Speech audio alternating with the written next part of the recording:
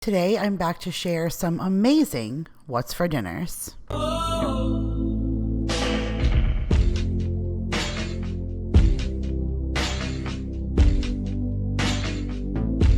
What is up, you guys? Welcome back to another video. My name is Kira if you are new, and in today's video we are tackling what's for dinner.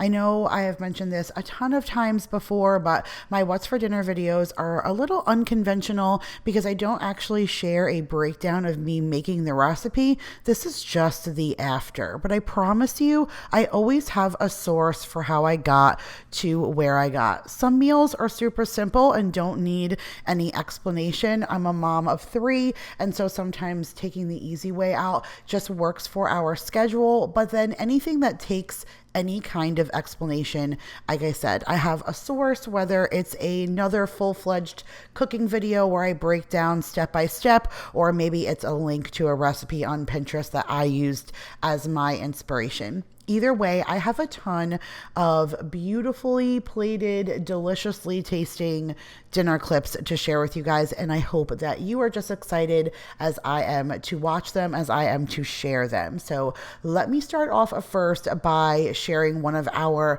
house staples, and this is the Mandarin orange chicken from Trader Joe's. I don't toss it in the sauce that it comes with because my family would prefer to dunk it on the side, but the key to making this per the package directions is doing this on the stovetop with a little bit of sesame oil and some olive oil in the pan. It just crisps them up so good. And like I said, we serve it with the sauce on the side. I always get some kind of store-bought egg roll that I'll throw in the air fryer, and then I always make some pork fried rice on the side. I do have an entire cooking video to share with you guys on how I make my pork fried rice. It's always different every time because if I have extra veggies on hand, I'll throw them in. Otherwise, it's a pretty basic and staple recipe. This is another recipe that I just put out a cooking video for, and this was a Italian chicken parm meatloaf. So I was a little taken back by this at first because I love me some chicken parm, but it seemed like a recipe that I wasn't sure if my family would love, but once we went ahead and put it together, it was super fantastic. So like I said, I just shared that video. I'll link it up above, but you use ground chicken and you make a meatloaf that you're going to top with a really good pasta sauce and some mozzarella cheese. You make a really yummy, buttery, garlicky panko that goes on top that gives it a great crust, and you use cheese sticks on the inside to give it like a really cheesy dynamic when you're cutting into it. It's so delicious. You can serve it with salad or pasta on the side. I did my mom's macaroni and ragout because we absolutely love that here. Well, at least I do, and it just paired perfectly with that chicken meatloaf. I feel like in every one of my what's for dinner videos is some clip of Mississippi chicken. I make it roughly about every 4 to 6 weeks because my husband loves it. Whenever I go to Trader Joe's, I get their chicken thighs. My husband loves those the best, and this recipe just comes out so good. The chicken is super tender and very flavorful. Sometimes we'll serve it over mashed potatoes, but on this particular night, I served it over white rice, and I made the carrots from Trader Joe's. Those are the carrots of many colors, and I roasted them in the oven with honey and garlic and a little bit of maple syrup, and it was just so good. They were sweet yet garlicky, and they had a good crisp to them because I only roasted them, so it wasn't like boiling them. They weren't soft all the way through. This was such a great combination. I do have a recipe video for this Mississippi chicken. It goes in the crock pot, and it's one of those quick ones that cooks up in 4 hours, and you can make this meal in less than $10. So I'll make sure to link that video for you guys as well. And then it is Lent, so we are exercising no meat on Fridays, or at least some of us who follow that rule are. And so this was a night when I decided to make my Cajun Alfredo. If you guys have ever had the chicken and shrimp Alfredo dish. Oh, Cajun shrimp and chicken pasta from TGI Fridays. This is kind of a dupe, but I just do it without the chicken. So I just made a big pot of this Cajun Alfredo sauce, and then I made the little corkscrew pasta that I got from Trader Joe's, and I sauteed some chicken and some shrimp, and everybody just kind of assembled their plate as they wanted to. I do have a cooking video for how I make my Alfredo, and once you use that Alfredo as a base, if you want to add a little bit of that Cajun element, all you need is a little bit of chili powder and a little cayenne pepper, and you're just going to add those to taste, and it'll really just give that Alfredo a little kick of flavor. But we did no salad or bread on the side. It was just pasta that night. Super, super simple.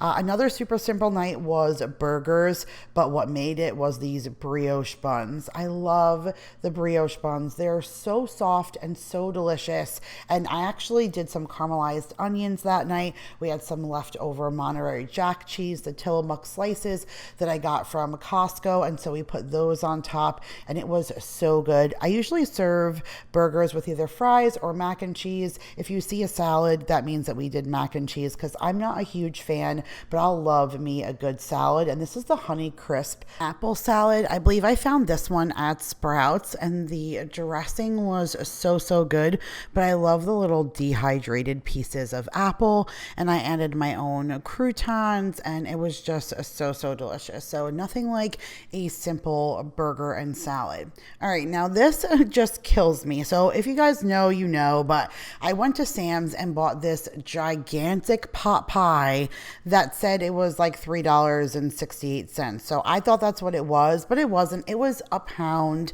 and I ended up purchasing a $20 pot pie. So we are having that tonight for dinner. I will let you guys know how it is, but this is my personal pot pie.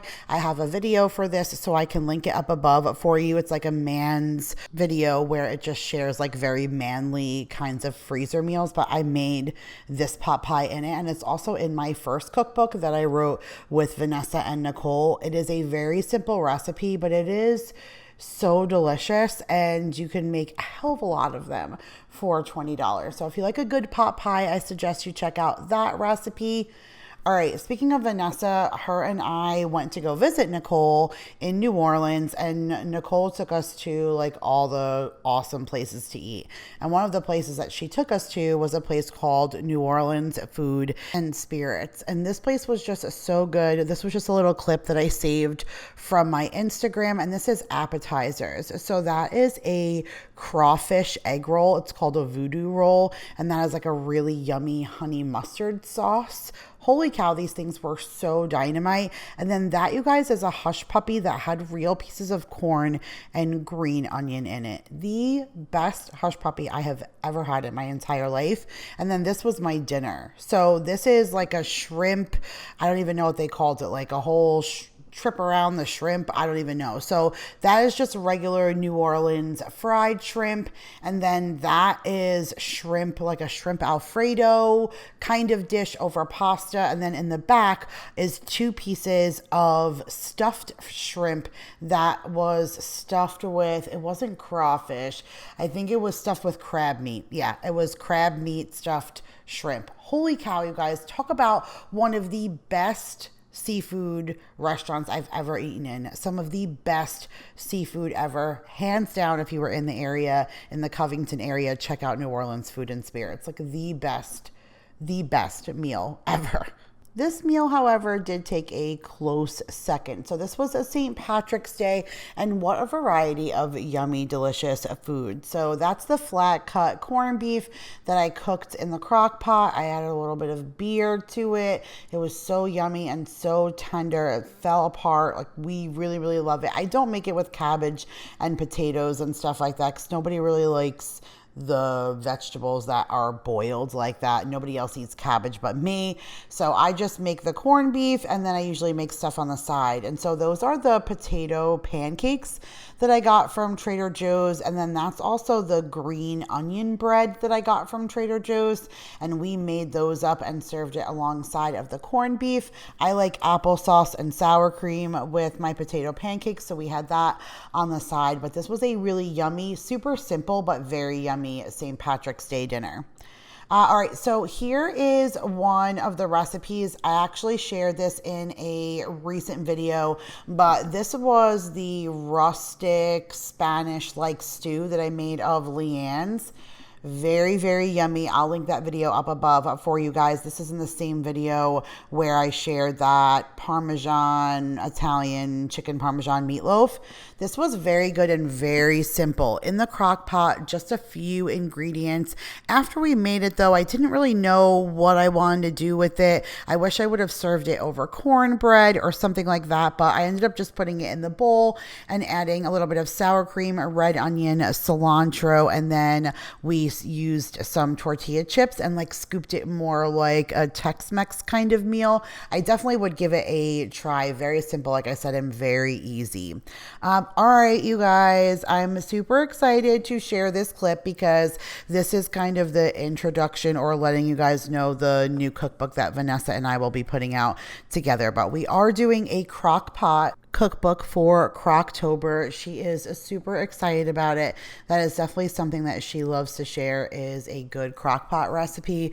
So when she presented that to me, I definitely jumped on board because I have a ton of crock pot recipes that I've never shared in my arsenal. So each of us will be sharing 10 breakfast, 10 lunch or dinner like meal ideas, and then 10 desserts. So it'll be 60 recipes total, all in the crock pot. And this, you guys, is chocolate raspberry French toast.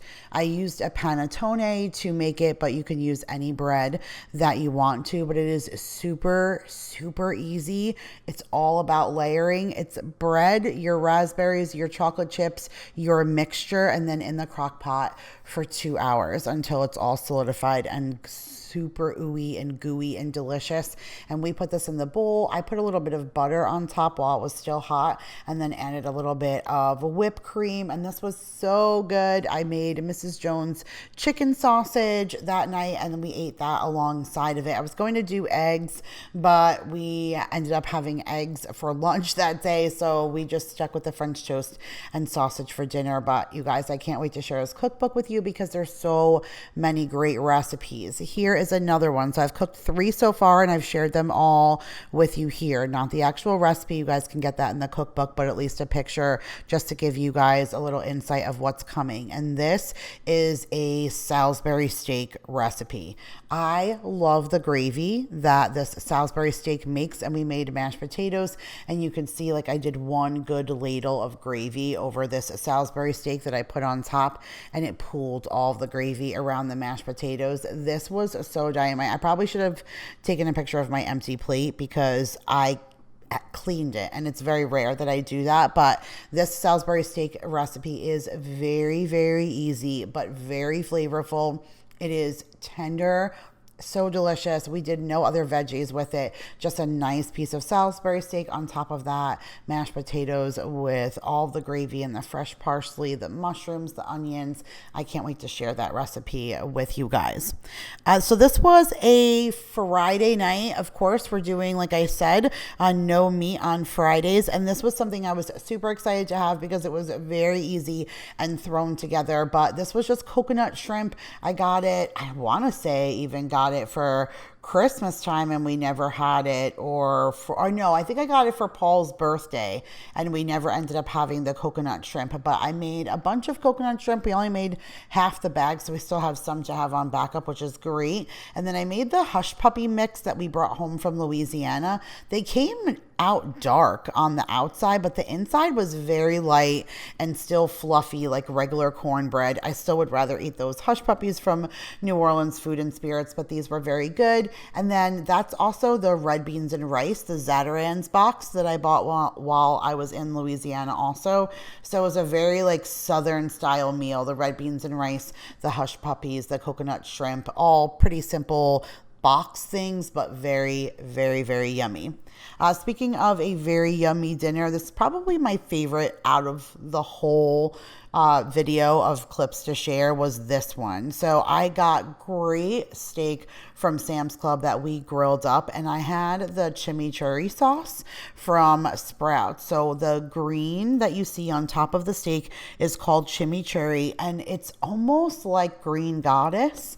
It's a lot of herbs all kind of pulverized down together with an olive oil base, and it works amazing for so many dishes. But I love chimichurri on steak, and this was just perfect. We had leftover yellow rice from when we had Taco Tuesday. That's that yellow Mahatma rice that I've been raving about. We had some leftovers, so I put that alongside of the steak, and then those are the green beans that I sauteed with almonds and garlic and oil that Vanessa taught me to make. And this, you guys, was a dynamite dinner, probably hands down, like I said, by far the best clip that I'm sharing with you guys, because this was a fantastic meal.